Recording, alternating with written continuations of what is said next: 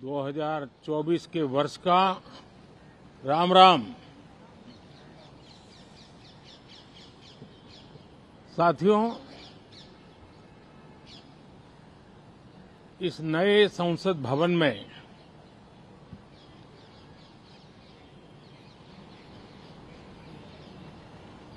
जो पहला सत्र हुआ था,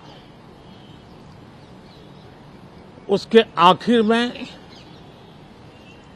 इस संसद ने एक बहुत ही गरिमापूर्ण फैसला लिया था और वो फैसला था नारी शक्ति वंदन अधिनियम। और उसके बाद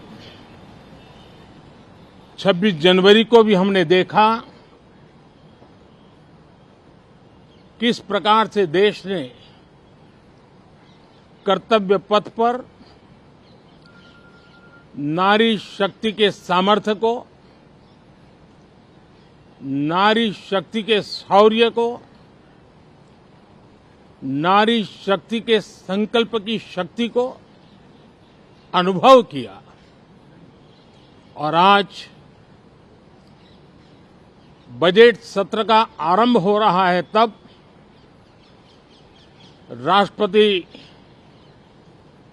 द्रौपदी मुर्मू जी का मार्गदर्शन और कल निर्मला सीतारमण जी के द्वारा इंटरिम बजट, एक प्रकार से ये नारी शक्ति के साक्षात्कार का पर्व है। साथियों, मैं आशा करता हूं कि गत 10 वर्ष में जिसको जो रास्ता सूझा, उस प्रकार से संसद में सबने अपना अपना कार्य किया। लेकिन मैं इतना जरूर कहूंगा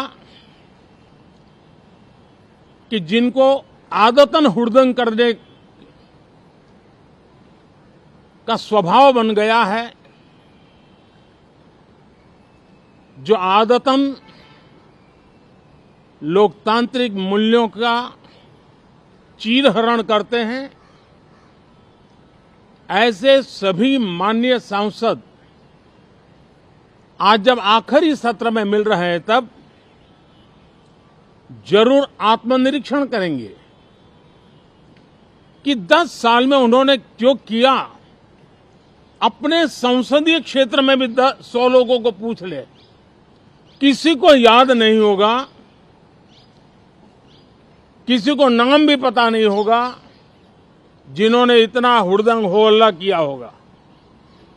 लेकिन विरोध का स्वर तीखा क्यों ना हो, आलोचना तीखी से तीखी क्यों ना हो, लेकिन जिसने सदन में उत्तम विचारों से सदन को लाभान्वित किया होगा, उनको बहुत बड़ा वर्ग आज भी याद करता होगा।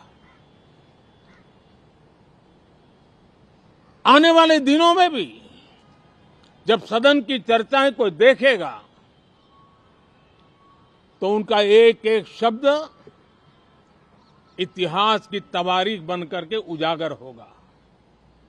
और इसलिए जिन्होंने भले विरोध का किया होगा, लेकिन बुद्धि प्रतिभा का दर्शन कराया होगा, देश के सामान्य मानवी के हितों का कंसर्न दिखाया होगा,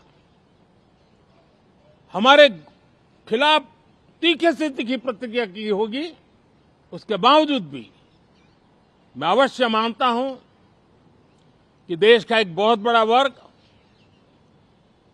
लोकतंत्र प्रेमी सभी लोग इस व्यवहार की सराहना करते होंगे। लेकिन जिन्होंने सिर्फ और सिर्फ नकारात्मकता, हुड़दंग, शरारतपूर्ण व्यवहार, ये जो किया होगा, उनको शायद ही कोई याद करे। लेकिन अब ये बजट सत्र अवसर है, पश्चाताप का भी अवसर है, कुछ अच्छे फुटप्रिंट छोड़ने का भी अवसर है।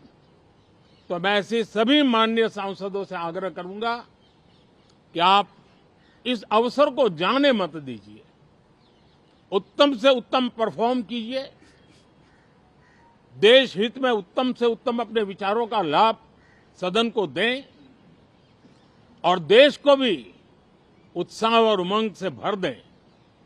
मुझे विश्वास है, आप तो जानते ही हैं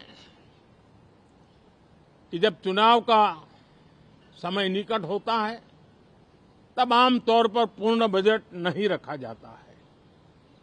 हम भी उसी परंपरा का निर्वाह करते हुए पूर्ण बजट नई सरकार बनने के बाद आपके समक्ष लेकर के आएंगे।